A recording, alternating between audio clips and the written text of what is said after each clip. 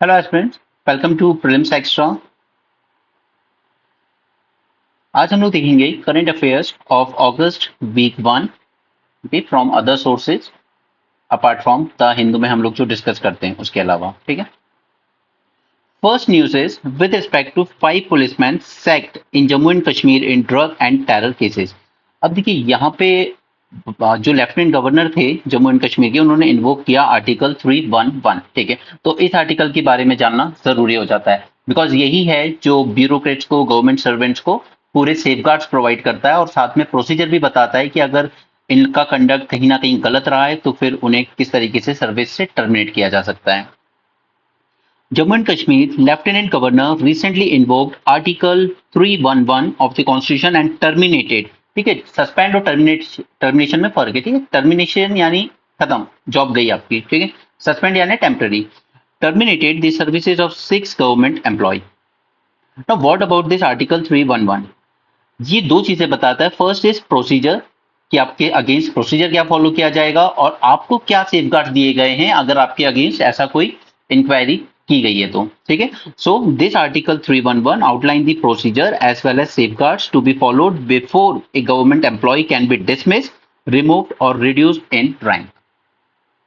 So this act as a shield against arbitrary action by the government and uphold the principle of natural justice। Okay, इसलिए कहते हैं कि जो IAS officers हैं, IPS हैं, इनको पॉलिटिकल प्रेशर से डरने की जरूरत नहीं है जब तक कि आर्टिकल 311 है हमारे कॉन्स्टिट्यूशन में। ठीक है, वो आपको सेफगार्ड्स भी देता है, प्रोसीजर भी बताता है, और and it acts as a shield against any arbitrary action. ऐसा नहीं कि गवर्नमेंट जब आपको चाहेगी डिसमिस कर देगी।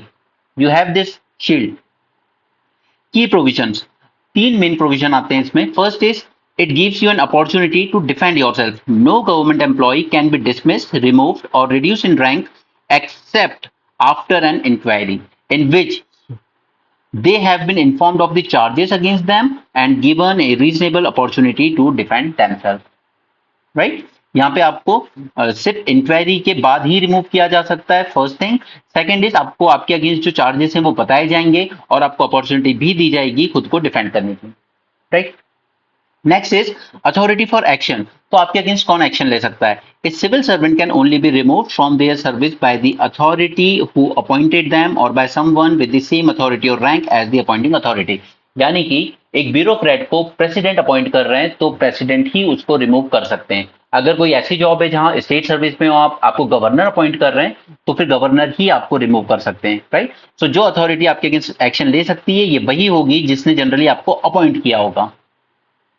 Grounds for dismissal: an employee performance or conduct must be found unsatisfactory or detrimental to efficient functioning of the government, या फिर वो करप्शन, ब्राइबरी, फ्रॉड या किसी अदर ऑफेंस में इन्वॉल्व हो जो कि moral turpitude, he can be dismiss. Like जैसे ऊपर डिसमिस क्यों किया गया ऑफिसर्स को ड्रग रिलेटेड केसेस में और टेररिज्म रिलेटेड केसेस में।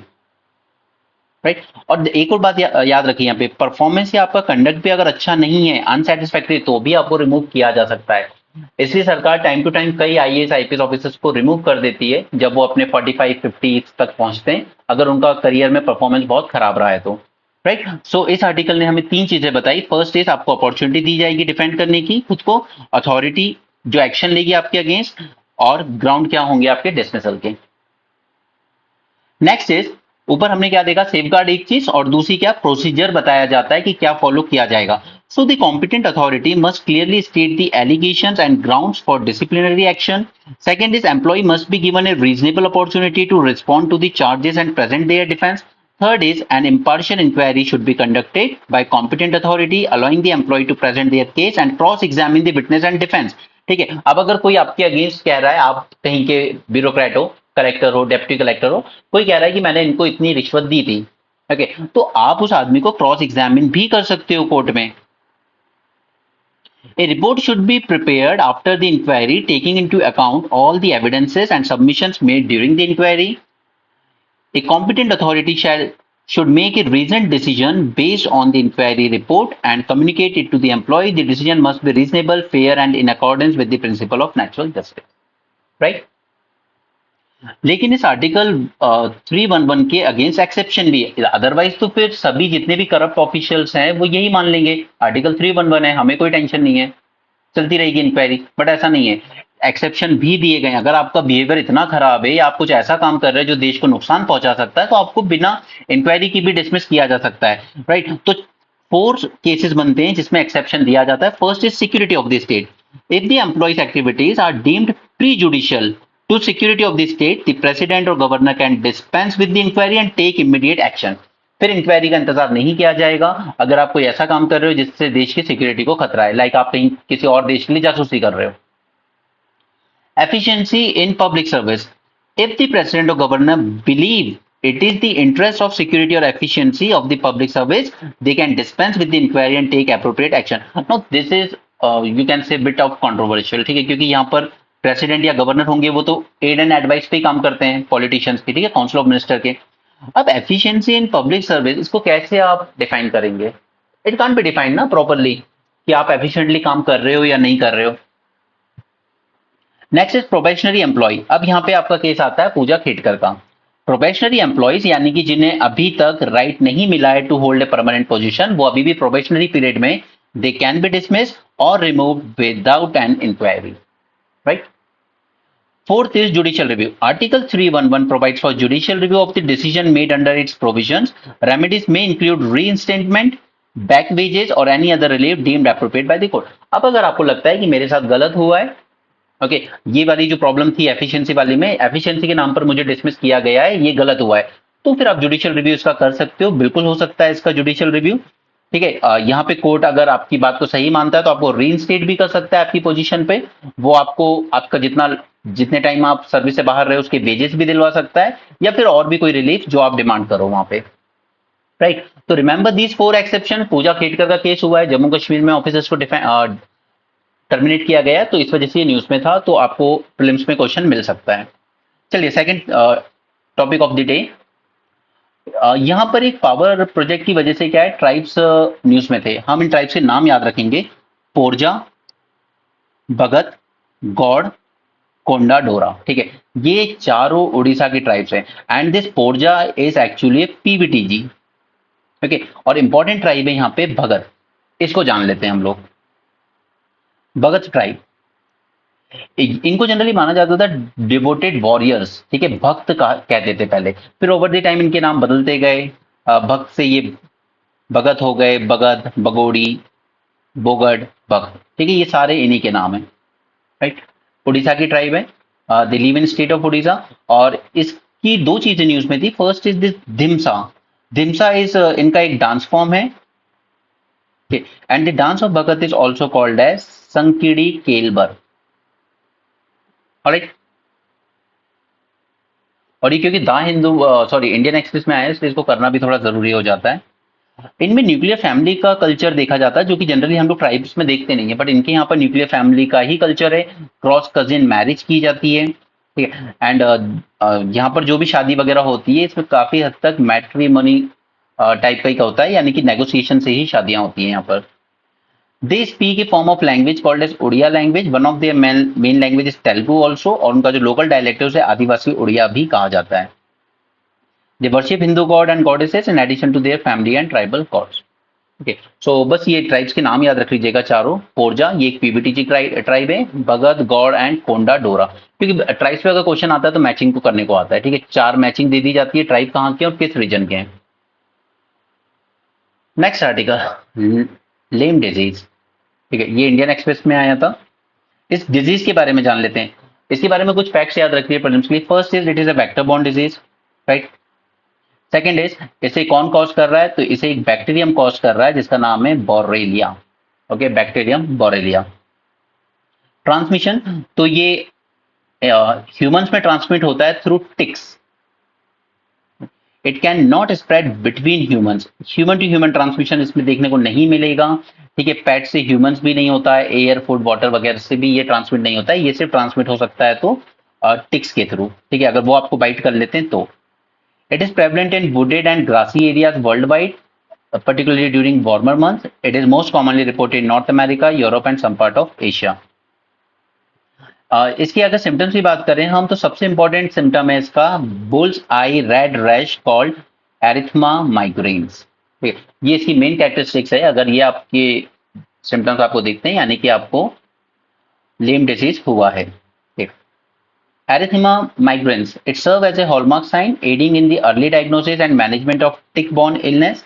If left untreated तो फिर ये और ज्यादा सीवियर हो जाता है। इसका ट्रीटमेंट एक ही है, बस एंटीबायोटिक्स आप दे सकते हो सच एज डीऑक्सीसाइक्लिन और एमोक्सिलिन, ठीक है, especially in early stages. Next, no this is extremely important, क्योंकि देखिए बात आती है एआई की। एक तो एआई से रिलेटेड हम लोग हमेशा बात करते हैं कि हेल्थ सेक्टर में इसको किस तरीके से यूज किया जा सकता है, न्यू डिजीज के लिए क्योर ढूंढने में कैसे मदद करेगा, न्यू मेडिसिन की डिस्कवरी में किस तरीके से हेल्प करेगा। तो उसी का एक बहुत अच्छा एग्जाम्पल है, इसने रीप्रोग्राम किया है ग्लियोब्लास्टोमा सेल्स को into dendritic cell for cancer immunotherapy. तो पहले तो हमें दो चीजें जाननी होंगी, डेंड्राइटिक सेल्स क्या है और ग्लायोब्लास्टोमा सेल्स क्या है, ठीक है। तो पहले डेंड्राइटिक के बारे में जानते हैं, क्योंकि उसी को रीप्रोग्राम किया गया into this. Dendritic cells, these are type of immune cell, ठीक है, ये हमारी बॉडी में इम्यूनिटी प्रोवाइड करते हैं। These are type of immune cell that play crucial role in body's defence against the pathogens. Pathogens कुछ भी हो सकते हैं, वो बैक्टीरिया हो सकता है, वायरस हो सकता है, कुछ भी हो सकता है। Dendritic cells are derived from your bone marrow and are found in tissues that have contact with the external environment such as skin या फिर linings of nose, lungs, stomach, etc. ठीक है, वहां पे हमें ये मिलते हैं mostly. They are also present in blood in immature stage. The primary function of the dendritic cell is to act as antigen presenting cell, APC. Okay, ये main function है इसका, it act as an antigen presenting cell। अब ये क्या करता है, ये capture करता है एंटीजेंस को, यानी कि जो फॉरेन सब्सटेंस आपकी बॉडी में आए, ठीक है, किसी भी पैथोजन से, चाहे वो बैक्टीरिया और वायरस हो, इनमें जो प्रेजेंट होता है एंटीजन, ये उसको कैच करेगा, इसको प्रोसेस करेगा एंड प्रेजेंट कर देगा इन एंटीजेंस को on the surface of T cell, जो कि फाइनली इसको किल कर देंगे, ठीक है। टी सेल जो कि फाइनली हमारा पूरा इम्यून रिस्पॉन्स डिसाइड करते हैं, राइट। तो सिंपल सा काम है, डेंड्राइटिक सेल का मिलते कहाँ है, हमारे बोन मैरो में, या फिर हमारे स्किन की आउटर पर, या फिर हमारी बॉडी के जो नोज लंग्स हैं इनकी लाइनिंग्स पर, ठीक है। सेकंड चीज ये क्या कर रहा है, जो फॉरेन सब्सटेंस हमारी बॉडी में आ रहे हैं उनके एंटीजेंस को कैप्चर करेगा, फिर उनको प्रोसेस करके प्रेजेंट कर देगा हमारे टी सेल्स को, और वो इम्यून रिस्पॉन्स जनरेट करेंगे, ठीक है। ये हो गई डेंड्राइटिक सेल की बात। अब इस डेंड्राइटिक सेल को इन्होंने क्या किया है, इन्होंने कन्वर्ट कर दिया, रीप्रोग्राम कर दिया इनटू ग्लायोब्लास्टोमा सेल्स। अब ग्लायोब्लास्टोमा क्या है, तो glioblastoma is a type of cancer that starts as a growth of cells in the brain और स्पाइनल कॉर्ड्स। तो first thing is it is a type of cancer. Second thing is कहां से start होती है इसकी growth, तो brain और spinal cord से स्टार्ट होती है। फर्स्ट थिंग ये याद रखेंगे, like all cancers glioblastoma is caused by DNA mutation that result in uncontrolled cell growth. सभी कैंसर इसी तरीके से होते हैं। The underlying causes for these genetic cell mutations are largely unknown, ठीक है, तो अभी उस पर रिसर्च चल रही है, एग्जैक्ट कॉजेज क्या है इसके वो नहीं पता, but this glioblastoma forms from cells called astrocytes that support the nerve cell. तो इनकी जो शुरुआत होती है वो यहां से शुरू होते हैं astrocytes, and astrocytes help give our brain the nutrient it needs. अब क्योंकि इसने यहां से ग्रोथ शुरू की है एस्ट्रोसाइट से, तो ये हमारे ब्रेन को न्यूट्रिएंट प्रोवाइड करने का काम करते थे, जो कि अब ये नहीं कर पाएंगे। Glioblastoma tumors make their own blood supply, which help them grow. It is easier for them to invade normal brain tissue. It grows quickly and can invade and destroy healthy tissues. It can happen at any age, but mostly ये older adults में ज्यादा होता है। It accounts for almost half of all cancerous brain tumor in the adults. ठीक है, brain में जितने भी ट्यूमर होते हैं उसमें से आधे से ज्यादा ये होता है, बट स्टिल फिर भी शायद आप में मेजोरिटी ने ये नाम पहली बार सुना होगा। Alright, and most important thing is there is no cure for this. Treatment आप करवा भी लो तो वो इसकी ग्रोथ को स्लो कर सकता है, ठीक है, आपके सिम्टम्स कम कर सकता है, बट अल्टीमेटली तो आपको सर्जरी, रेडियोथेरेपी, कीमोथेरेपी करवानी होगी, बट उसके बाद भी ये कोई इसका शॉर्ट क्योर नहीं है। क्लियर, आगे चलें। थर्डो ट्राइब अगर आपसे कभी भी पूछा जाए तो जस्ट आपके दिमाग में आना चाहिए वर्ड मणिपुर। अब इन लोगों ने एक चीज बहुत अच्छी की, जनरली हम लोग क्या मानते हैं, ट्राइब्स को थोड़ा सा बैकवर्ड, उतनी ज्यादा अवेयरनेस नहीं रखते, ठीक है, इनमें भी ज्यादा एजुकेशन देखने को नहीं मिलेगा आपको। लेकिन इन्होंने क्या किया, यहाँ पे एक 8 आवर्स की वर्चुअल मीटिंग ऑर्गेनाइज की थी उन ट्राइब्स ने जो रह रहे हैं अलग अलग कंट्रीज में, जैसे US, UK, Norway, Australia, Malaysia, ठीक है, और इन्होंने पार्टिसिपेट किया था यहाँ पर थर्डो स्टूडेंट एसोसिएशन ने। A section of Thado tribes represented by Manipur-based Thado Student Association has formed a global platform to look into the critical issue facing the community, particularly in Manipur. ये सिर्फ एक example है कि tribes कैसे अपने rights को better assert कर सकते हैं, not just is national level but also at global level. These are indigenous people जो कि हिल एरियाज में रहते हैं, इम्फाल वैली यानी कि मणिपुर के बॉर्डर्स पर ही. They are the second largest in terms of population in Manipur after Meitei. They are also found in Assam, Nagaland, Mizoram also. ठीक है, इसके अलावा ये चीन स्टेट, म्यांमार के और सगाइंग स्टेट में भी मिलते हैं हमें. इसलिए ये बोला जाता है कि म्यांमार में जो डिस्टर्बेंस हो रहा है उसका इम्पैक्ट इंडिया पे भी देखने को मिलेगा. इनकी जो लैंग्वेज है Thadou, it belongs to Tibeto Burman family, Sino Tibetan language. Subsistence activities में ज्यादा डिपेंड करते हैं, जैसे animal cultivation, hunting, fishing, jhum, agriculture etcetera. उसके बाद भी इन्होंने अपने आप को इतना असर्ट किया. यहाँ पर इनके सेटलमेंट्स मोस्टली हमें फॉरेस्ट में ही देखने को मिलते हैं. And mostly, almost all Thado claim to be followers of Christianity. Blue tongue disease. अब यहाँ पे मैंने शिप की फोटो इसलिए लगा दी ताकि आपके दिमाग में छप जाए अच्छे से कि मोस्टली ये शिप्स में ही होता है, मोस्टली. ठीक है, बाकी तो बाकी के कैटल्स में भी होगा. इन्फेक्शियस है, नॉन कंटेगियस है, vector borne and viral disease है. इस पे फोकस कीजिएगा. Okay, viral, that is most important thing. Mostly ये देखा जाता है wild as well as domestic ruminants such as sheep, goat, cattle, buffalo, deer and most species of African antelope and camels. The blue tongue virus is transmitted by biting mitch.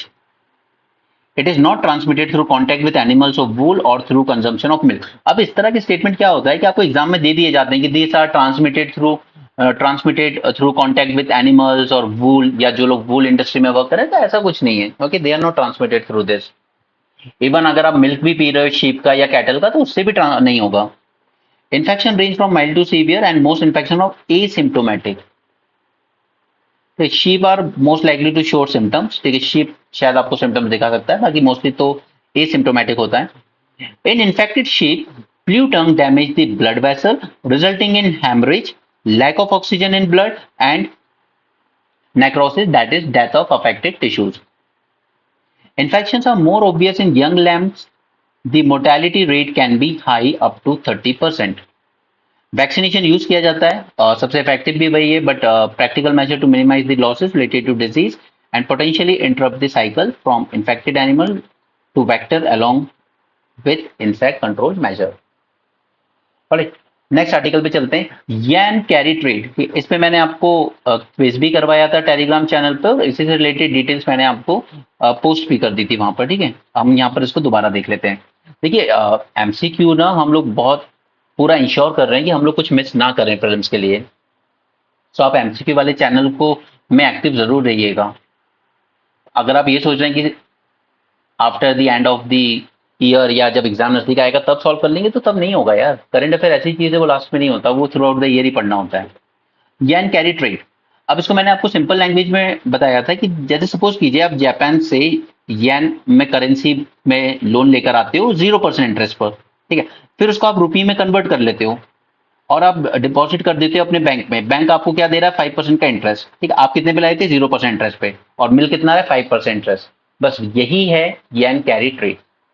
India में Indian government के bond में invest कर दो, वहां से आपको 7 to 9% मिल जाएगा, जबकि आप लेके आए थे 0% पे. ठीक है, यूएसए की ट्रेजरी बॉन्ड्स में इन्वेस्ट कर दीजिए, वहां से तो शॉर्ट अच्छे रिटर्न मिलते हैं, पूरी दुनिया इन्वेस्ट करती है. राइट, सो ये होता है yen carry trade. It is a trading strategy that involves borrowing at low interest rate या जीरो इंटरेस्ट रेट कह लीजिए, and investing in asset that provide a higher rate of return. ठीक है, किसी और करेंसी में हमने कन्वर्ट किया और फिर कहीं और जाके इन्वेस्ट कर दिया जहां से हमें हाई रिटर्न्स मिल रहे हैं.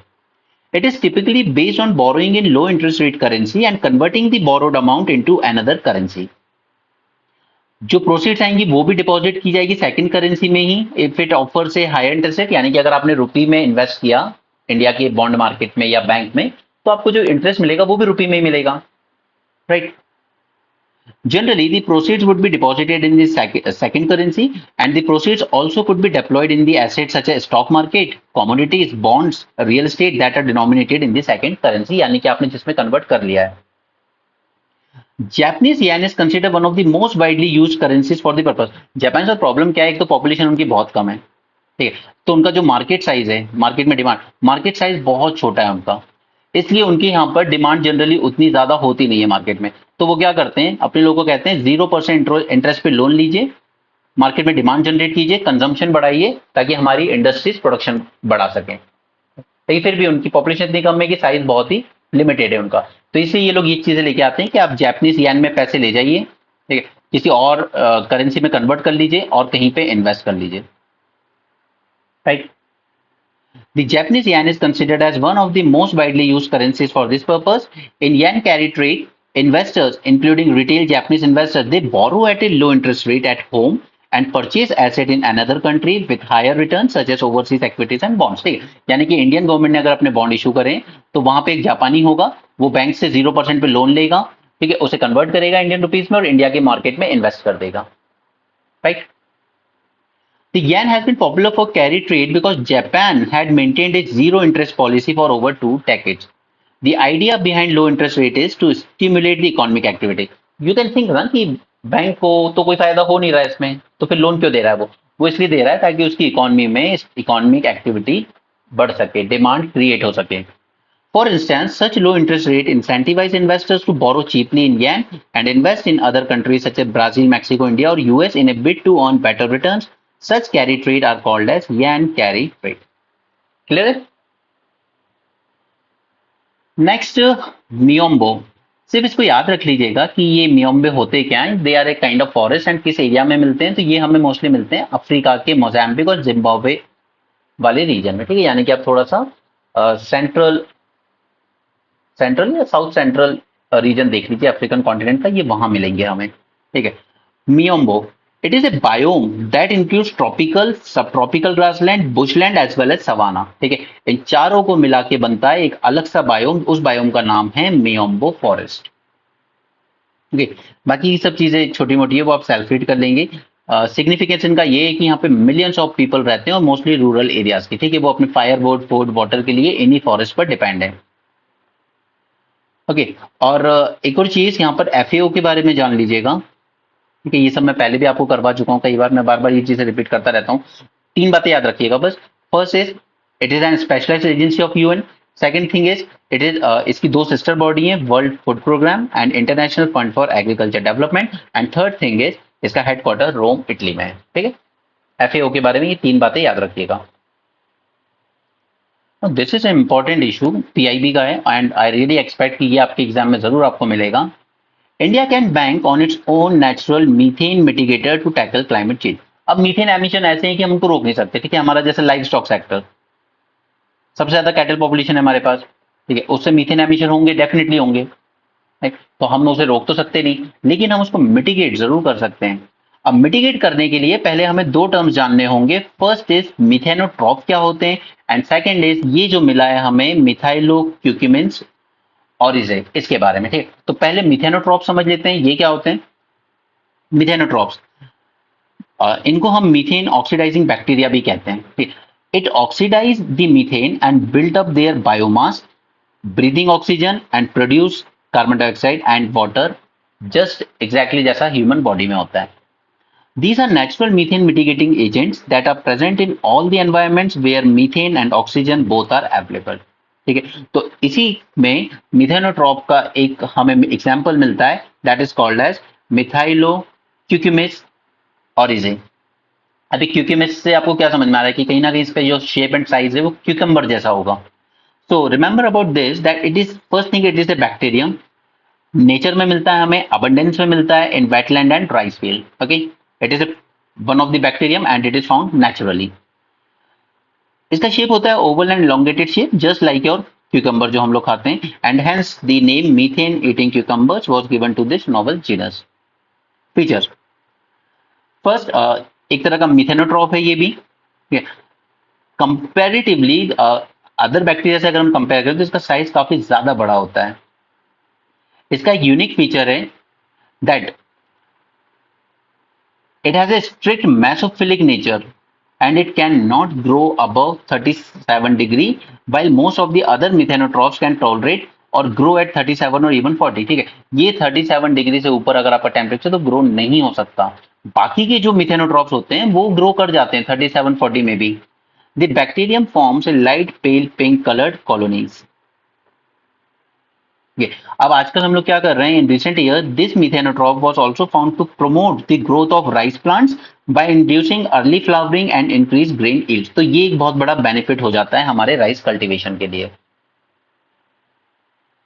ओके एंड बट इसमें एक कंस्ट्रेंट है that these are slow growth which limits growing this culture on larger scale and need for mitigation biotechnological application, ताकि हम इनकी जो ग्रोथ है उसको फास्टर बना सकें.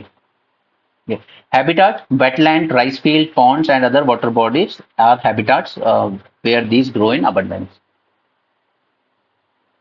Nutrition investment in agri-food sector can reduce gender inequalities. ये तो श्योर है और इस पे हम जल्दी 450 प्लस में एक सेशन भी करेंगे on nutritional security. Nutritional security ये मैं नहीं करूंगा आपके साथ, ये मिस प्रियंका करेंगे आपके साथ. She has just joined us. A recent report by global alliance for improve nutrition, इसके बारे में जानना हमें बहुत जरूरी है क्योंकि इसकी एक रिसेंट रिपोर्ट आई थी जिसने कहा था कि न्यूट्रिशन इन्वेस्टमेंट अगर हम करते हैं एग्री फूड सेक्टर में तो it can reduce gender inequalities, increase productivity and enhance the business resilience. ठीक है, so let's know about this gain. What is this? First thing, it is a Swiss based foundation launched at United Nations in 2002 to tackle the human suffering caused by malnutrition. Headquarter कहाँ है? Geneva में. ये government, businesses, civil society के साथ काम करता है ताकि हम और ज्यादा हेल्दियर फूड चॉइसेस बना सकें, अफोर्डेबल बना सकें उन्हें, ओके, और ज्यादा अवेलेबल एंड डिजायरेबल बना सकें.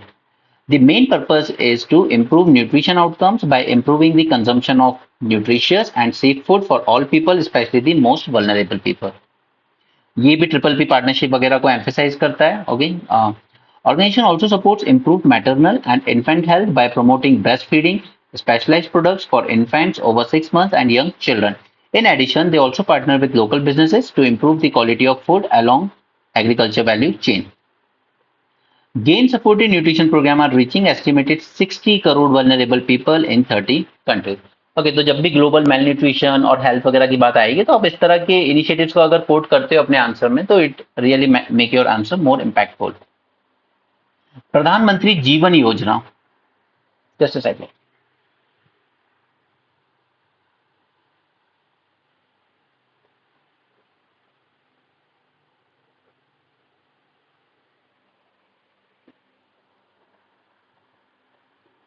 Okay, this is a news from PIB dated 9th August.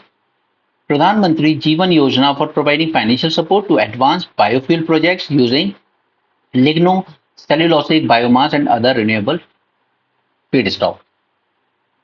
यहाँ पर एक अमेंडमेंट किया गया है इन दिस स्कीम ताकि फाइनेंशियल सपोर्ट दिया जा सके ताकि बायोफ्यूल प्रोजेक्ट्स जो है हमारे उनको और एडवांस किया जा सके. पूरा नाम क्या है? जैव ईंधन वातावरण अनुकूल फसल अवशेष निवारण योजना. कोई पूरा नाम ना आपसे पूछ रहा है ना आपको कहीं लिखने की जरूरत है. You can use simply PM जीवन योजना. This scheme is aimed at promoting the production of cellulosic ethanol or second generation bioethanol from lignocellulosic biomass and other renewable feedstock. Best thing is कि यहाँ पे जो फूड फीड स्टॉक है इसमें renewable है. Okay, so that is good thing. Okay, second generation fuel है. First, second, third, fourth, fifth, मैंने सारी जनरेशन आपके साथ न्यूज़पेपर एनालिसिस के साथ डिस्कस की है. Lignocellulosic biomass is a heterogeneous polymeric material that is made up of carbohydrates, lignin and other components. ये स्कीम लॉन्च की गई थी 2019 में. 5 ईयर तक इसकी वैलिडिटी थी बट अब इसको एक्सटेंड कर दिया गया है 28-29 तक. इंप्लीमेंट कौन कर रहा है इसको? Centre for high technology. This is a technical body under the aegis of ministry of petroleum. Objective क्या है? To establish the commercially viable projects for 2G ethanol production, provide farmers with a direct income source from their agriculture waste and addressing environmental pollution concern. Right? The initiative supported by financially through viability gap funding. Viability gap funding क्या है ये मैं आपको समझा चुका हूं पहले, हमने जब बजट डिस्कस किया था न्यूज़पेपर के साथ. Viability gap funding is a financial support mechanism by the government to encourage private sector participation in infrastructure projects that are financially unviable but have significant economic and social importance. यानी कि आप मान लीजिए कोई tribal population रहती है hills पे, ठीक है, हार्डली कोई 500 लोगों की पॉपुलेशन है। अब यहाँ पे अगर किसी प्राइवेट कंपनी कहा जाए आप एक हाईवे बना दीजिए, ठीक है, ताकि ये लोग अपने एग्रीकल्चर या जो ट्राइबल प्रोडक्ट्स हैं उनको लेकर मार्केट तक आ सके। अब अगर वो प्राइवेट कंपनी कहती है कि सर ये वायबल नहीं है प्रोजेक्ट, यहाँ से हमें रिटर्न ही नहीं आएंगे, तो फिर गवर्नमेंट कहती है आप प्रोजेक्ट तो बनाइए, हम आपको वायबिलिटी गैप फंडिंग प्रोवाइड करवाएंगे, ठीक है। That is called as viability gap funding. यानी कि जब वो प्रोजेक्ट अनवायबल है कि यहाँ से अगर हम टोल भी लगा देंगे तो यहाँ से गुजरने वाला उतने व्हीकल का ट्रैफिक नहीं है, तो हमारे पास टोल के थ्रू भी अपनी रिकवरी नहीं हो पाएगी, तो गवर्नमेंट कहती है कि ठीक है आपका जो लॉस होगा वो वायबिलिटी गैप फंडिंग से हम देंगे। The ethanol produced by the scheme beneficiaries will mandatorily supplied to oil marketing companies to benefit under ethanol blending program. Recent amendment. The modified scheme extend its timeline for implementation of the scheme by 5 years. ठीक है, तो अभी 28-29 तक valid होगी। And it include advanced biofuels produced from lignocellulosic feedstock. Bolt-on plants and brownfield projects would also now be eligible to leverage the experience and improve their viability. Brownfield projects, जो पहले से चल रहे हैं, ग्रीनफील्ड जो एकदम scratch से setup किए जा रहे हैं, to promote multiple technologies and multiple feedstock, preference would be given to project proposal with new technologies and innovations in this sector. अगर आप न्यू टेक्नोलॉजी से कुछ बनाने की कोशिश कर रहे हो तो आपको ज्यादा प्रेफरेंस दिया जाएगा। India to roll out new treatment regimen for drug resistant TB. ये हमने न्यूज़पेपर में कल ही डिस्कस किया है, ठीक है, टीबी वगैरह के बारे में। यहाँ पे मैंने इसको दोबारा इसलिए लिया है ताकि आप MDR TB and XDR TB में डिफरेंस जान लें। जो रोल आउट हम कर रहे हैं उसमें 3 मेडिसिन है, पहले जो चलती थी उनमें 12 होती थी, ओके, और वो कोर्स चलता था 12 से 18 मंथ्स तक का। ये कोर्स सिर्फ हार्डली आपका 6 वीक में आपको ठीक कर देगा। इसमें 3 मेडिसिन होंगी, इनका नाम याद रखिएगा, बेडाक्विलाइन, प्रेटोमेनेट एंड लाइनसोलेट, ठीक है। इन दोनों में डिफरेंस जान लीजिए, MDR TB and XDR TB. Newspaper के साथ भी मैंने डिस्कस किया था, और जल्दी से क्विकली देख लेते हैं, बाकी आप सेल्फ रीड कर सकते हैं इसको। मल्टी ड्रग रेजिस्टेंट, नाम से जैसा clear, it is resistant to at least 2 of the main first line drug use to treat TB. हम जो यूज करते हैं आज तक उसमें 12 से ज्यादा कॉम्बिनेशन यूज करते हैं ड्रग्स के। अगर उनमें से उन 12 में से 2 दवाइयों के भी अगेंस्ट आपकी बॉडी में रेजिस्टेंस डेवलप हो गया है तो हम ये मानेंगे कि आपको मल्टी ड्रग रेजिस्टेंट टीबी है, okay. It is a form of TB disease caused by a strain called as M. tuberculosis complex, resistant to rifampicin and isoniazid, ठीक है, ये दवाइयों की कॉम्बिनेशन है। MDR TB is treatable and curable with second line drugs like bedaquiline, okay, इसीलिए अब हम लोग ये कॉम्बिनेशन यूज करने वाले हैं जिसमें बेडाक्विलाइन एक। In 22, an estimated 4,10,000 people develop MDR TB globally. The treatment success rate for MDR TB is still low. Diagnosis, so अभी के लिए हम कल्चर और मॉलिकुलर मेथड यूज करते हैं। This is necessary for early diagnosis and treatment of MDR and XDR। अब हम लोग ये यूज करेंगे BPAL, इससे ठीक हो जाएगा जल्दी। XDR TB के बारे में जानते हैं। This is called as extensively drug resistant, which are strains that are resistant to 2 or more of the second line drug. अब फर्स्ट लाइन ड्रग की रेजिस्टेंस आपकी बॉडी ने डेवलप कर ली है तो हम कहेंगे MDR, ठीक है। फिर उसके बाद हम आपको सेकंड लाइन के ड्रग्स देंगे, सेकंड लाइन के ड्रग्स लाइक बेडाक्विलाइन। अब अगर आपकी बॉडी ने बेडाक्विलाइन के अगेंस्ट भी रेजिस्टेंट डेवलप कर लिए तो हम उसको कहेंगे एक्सटेंसिवली ड्रग रेजिस्टेंट, ठीक है। दीज आर रेजिस्टेंट टू 2 और more of the second line drugs, alright, याद रखिएगा। It is more serious form of MDR TB that does not respond to the most effective second line anti-TB drugs. It leave patient without any further treatment option. अब कोई treatment का option नहीं रह जाता आपके पास। The global cure rate for XDR TB is much lower at 20% and it is associated with 40% death rate. Okay. यहाँ पर culture और molecular method is necessary for early diagnosis and treatment of this, same है, ठीक है। Again news from PIB। देखिए इस बार हम लोग 2 चीजें बिल्कुल इग्नोर नहीं करेंगे, one is PIB plus India year book, ठीक है, क्योंकि last year India year book से काफी सारी स्कीम पूछी गई। 2023 में PIB से बहुत सारे क्वेश्चन पूछे गए थे, तो ये 23 और 24 के अटेम्प्ट से हमें ये लर्निंग मिलती है। सेकंड इज स्टैटिक सिलेबस से इस बार बहुत सारे क्वेश्चन थे, special from geography part and polity part, ठीक है। तो लास्ट ईयर मैंने आपके साथ स्टैटिक डील नहीं किया था, बट इस बार हमारी टीम उस पर काम कर रही है और जल्दी आपकी पॉलिटी प्लस मॉडर्न इंडिया दोनों सीरीज शुरू हो जाएंगी। ओके। और मैंने क्योंकि कुछ बच्चों को जिनको कॉम्प्रिहेंसिव कोर्स नहीं लेना है, तो फिर आप अपनी स्ट्रेंथ और वीकनेस के हिसाब से ले सकते हैं। मैंने आपको 1000 रुपीज ईच में पूरा कोर्स वहां पे अवेलेबल रहेगा, पॉलिटी का, ठीक है, और हिस्ट्री का अभी के लिए। बाकी के सब्जेक्ट्स पे टाइमली आपको कंप्लीट करा दिए जाएंगे। सो जिसको सिर्फ एक एक सब्जेक्ट लेना है वो एक ले सकता है, इसको कॉम्प्रिहेंसिव लेना हो कॉम्प्रिहेंसिव ले सकता है। प्रधानमंत्री Awas Yojana urban 2.0 scheme. Recently, Union Cabinet approved प्रधानमंत्री Awas Yojana 2.0। First thing is implement कौन कर रहा है इसको? इसको इंप्लीमेंट करेगी मिनिस्ट्री ऑफ हाउसिंग, ठीक है, क्योंकि अर्बन अर्बन का कंपोनेंट है, ठीक है। रूरल का कंपोनेंट होता तो फिर रूरल मिनिस्ट्री करती, अर्बन का कंपोनेंट इसलिए ministry of housing and urban affair.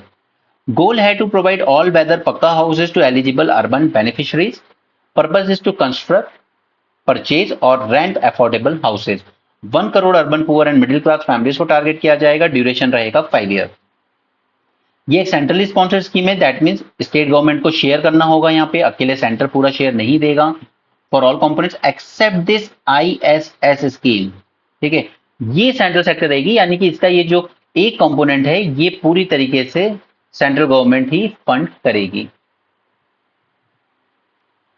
Credit risk guarantee, corpus fund raise from 1000 crore to 3000 crore. Management transfer कर दी गई है from national housing bank to national credit guarantee company, ठीक है। ये बात याद रखिएगा, इंपॉर्टेंट है, क्योंकि वहां पे आपका कॉमन सेंस यही कहेगा कि नेशनल हाउसिंग बैंक इसको मैनेज करेगा, नहीं, पहले करता था, अब करेगा national credit guarantee company. Eligibility criteria, EWS यानी कि up to 3 lakh per year income हो, LIG up to 3 to 6 lakh and MIG 6 lakh to 9 lakh. Scheme covers all the statutory town as per census 2011 and notified planning area and other under state legislation। इसके components देख लीजिए। Beneficiary led construction, financial aid provide किया जाएगा EWS families को to build new houses on the vacant land. State government will provide the land right, यानी कि पट्टा, वो स्टेट गवर्नमेंट की जिम्मेदारी है। Affordable housing in partnership, financial aid for EWS to own homes build with various partnership. Affordable rental housing के भी provisions हैं। Government can convert government funded vacant houses to this and interest subsidy scheme, यहाँ पे 4% की interest subsidy दी जाएगी on home loans up to 25 lakh. और ये सेक्टर है, ठीक है, यानी कि इसमें सेंटर अकेले, ISS सेंटर अकेले इसमें पूरा पैसा देगा, स्टेट को नहीं देना, ठीक है। आपको 4% इंटरेस्ट सब्सिडी दी जाएगी on home loan up to 25 rupees lakh तक का। Muzaffarpur achieved 0 acute encephalitis syndrome. तो इसके बारे में जान लेते हैं, ये क्या होता है। Acute encephalitis, that is including Japanese encephalitis, is a neurologic condition caused by various pathogens like virus, bacteria, fungi, toxin। अगर क्वेश्चन इस तरीके का आता है, it was cause by virus only, तो वो गलत होगा स्टेटमेंट। ये कई पैथोजन से हो सकता है, वायरस, बैक्टीरिया, फंगी, टॉक्सिन, सभी से। Okay, this acute encephalitis syndrome, उसी में एक पार्ट है सिर्फ जैपनीज एंसेफेलाइटिस। अदर नेम इसको चमकी फीवर भी कहते हैं, इसको लिची वायरस भी कहते हैं। बिहार में काफी सारे बच्चों की एक टाइम पर डेथ हुई थी लिची वायरस की वजह से।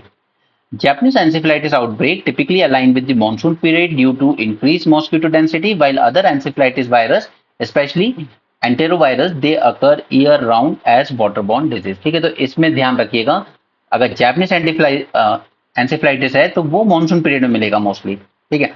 लेकिन जो दूसरे टाइप के एंसेफेलाइटिस है जैसे एंटेरोवायरस, ये तो पूरे ईयर मिल सकते हैं आपको। मोस्टली ये बच्चों को अफेक्ट करता है under as of 15 years. Predominantly found in Bihar, Assam, Eastern UP, West Bengal and some areas of Tamil Nadu. Outbreak in North and East India have been associated with children consuming unripe lychees। ये बिहार में कहा गया था कि ये लोग लिचीज खाते हैं, वो भी पूरी पकी नहीं होती है, उस वजह से हो रहा है। उससे क्या होता है कि अगर आपने खाली पेट खाया लिचीज तो it will lead to hypoglycaemia and severe health issues. So prevent कैसे किया जा सकता है? We need to improve the access to safe drinking water and sanitation and reduce the mosquito density.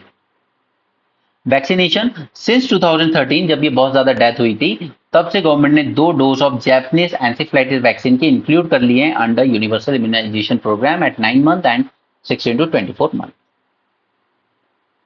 Sickle cell anaemia, इसके पीछे का जो science है कि कैसे ये होता है, ये सब मैं आपके साथ डिस्कस कर चुका हूं। मैंने आपके साथ प्रीलिम्स रिवीजन सीरीज में भी किया था, जब 24 के लिए प्रीलिम्स रिवीजन करेंगे तब दोबारा देखेंगे। सिकल सेल डिजीज एक genetic blood disease affecting red blood cell. आपके रेड ब्लड सेल जो राउंड होते हैं वो थोड़े से सिकल सेल के हो जाते हैं यहाँ पे, ठीक है। तो उनका जो फ्लो होता है आपकी ब्लड में, ठीक है, वो रेस्ट्रिक्ट हो जाता है और फिर वो ब्लॉकिंग शुरू हो जाती है, right. Mostly it is transmitted by parents carrying a defective beta globin gene. It is more common in tribal population. The disease start early in life causing anemia, pain crisis, reduced health, low energy, etc. It affect many organs like lungs, heart, kidney, etc. क्योंकि blood flow आपका restrict हो जाता है इसमें काफी।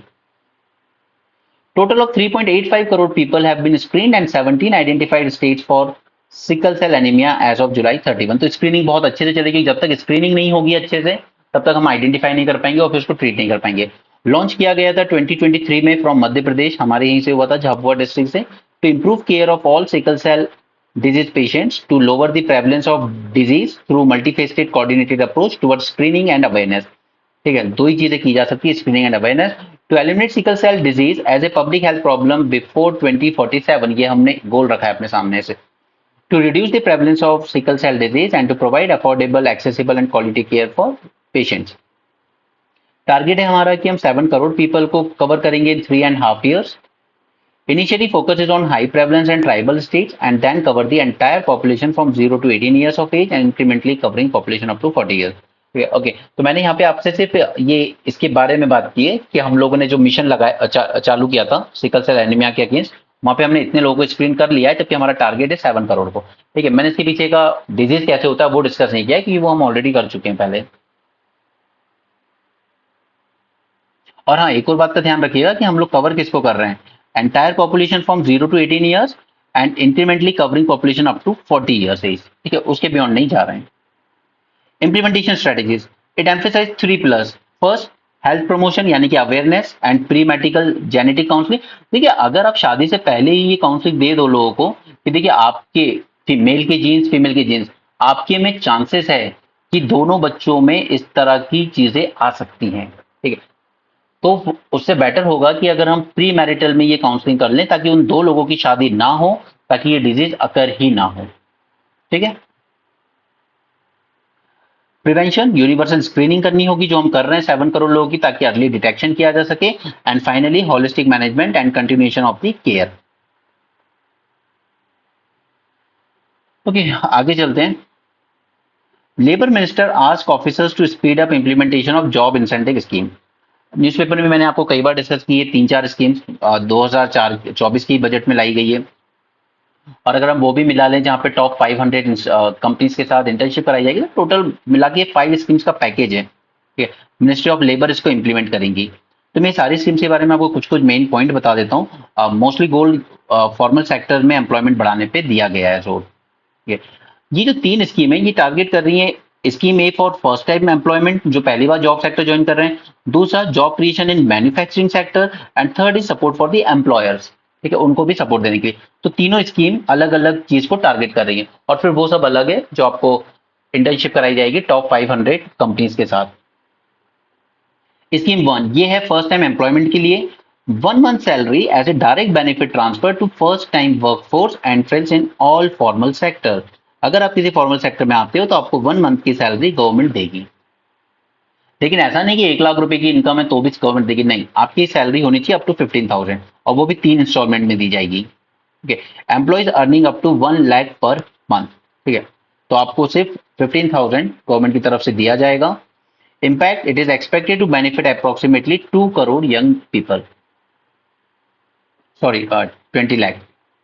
Job creation in manufacturing, ये एक incentive होगा for EPFO contribution for both employees as well as employer during first 4 years of employment. ठीक है, ताकि एम्प्लॉयर को भी एक इंसेंटिव रहे कि जो प्रोविडेंट फंड के लिए मुझे शेयर देना पड़ता है 7.5% को गवर्नमेंट दे रही है।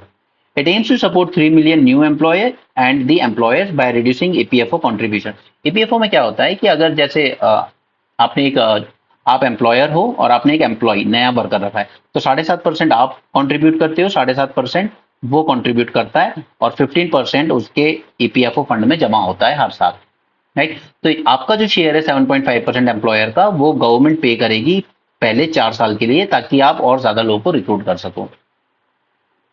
थर्ड स्कीम है एम्प्लॉयर्स को सपोर्ट करने के लिए, government will reimburse up to 3000 per month for 2 years towards EPFO contribution for new employees. ठीक है, ये स्पेसिफिकली मैन्युफैक्चरिंग सेक्टर वालों के लिए था, ये सभी के लिए कि अगर मैं ईपीएफओ में कंट्रीब्यूट कर रहा हूँ 7.3%, 5% जो भी है चेंज होता रहता है। ठीक है, तो गवर्नमेंट मुझे रीइंबर्स करेगी up to 3000 per month for 2 years। ठीक है, जो भी कंट्रीब्यूशन मैं ईपीएफओ में दूंगा अपने न्यू एम्प्लॉयज के। For employees hired at a salary up to rupees 1 lakh per month, expected to encourage the hiring of 5 million additional workers। Okay, तो ये तीन स्कीम्स लाई गई है। This is ministry of Ayush, PIB की न्यूज है। Global traditional medicine centre, Ministry of Ayush and WHO signed a donor agreement that outlines the financial terms for implementing activities of WHO Global Traditional Medicine Center। ठीक है, इसके बीच में एक donor agreement sign हुआ है WHO के साथ। It is a knowledge centre बनाया जाएगा for traditional medicine at Jamnagar, Gujarat में। It will focus on evidence and learning, data analytics, sustainability, equity and innovation technology to optimise the contribution of traditional medicine to global health and sustainable development. Like, this will be first and only global outposted center for traditional medicine across the globe। ये बाकी के just general points हैं, आप खुद भी पढ़ सकते हैं। Strategic importance, 80% of world population and 170 WHO member status report the use of traditional medicine. तो ऐसा नहीं है कि सिर्फ इंडिया में यूज होती है। PM Kusum, this scheme requires urgent recalibration to meet 2026 target, ऐसा कहना है सीएससी स्टडी का। तो इसके बारे में थोड़ा सा जान लेते हैं। पीएम कुसुम स्कीम क्या थी? किसान ऊर्जा सुरक्षा एवं उत्थान महाअभियान 2019 में लॉन्च हुआ था, ministry of and renewable energy ने लॉन्च किया था। यहाँ पे फोकस किया गया था सोलर पंप्स पे।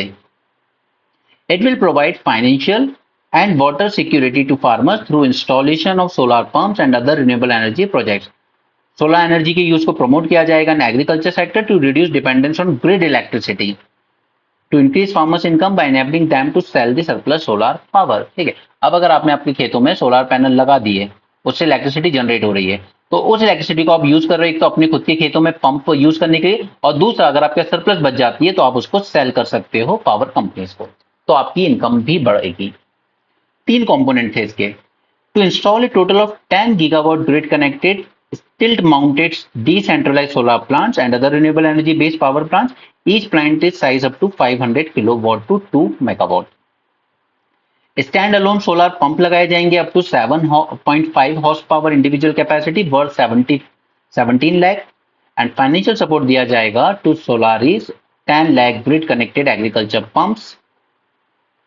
सिग्निफिकेंस क्या था? कार्बन एमिशन रिड्यूस होंगे, क्योंकि अभी डीजल यूज कर रहे हो अपने जनरेटर चलाने के लिए, या फिर आप पंप चलाने के लिए डायरेक्टली इलेक्ट्रिसिटी कंज्यूम कर रहे हैं जो कि ग्रिड से आ रही है, तो वो भी कहीं ना कहीं कोल फायर प्लांट से ही बन रही होगी। ठीक है, तो we need to reduce the carbon emission. Okay, and with targeted adjustment, it can meet 26 target and promote sustainable agriculture nationwide। Recent recommendation क्या दिए गए इसमें?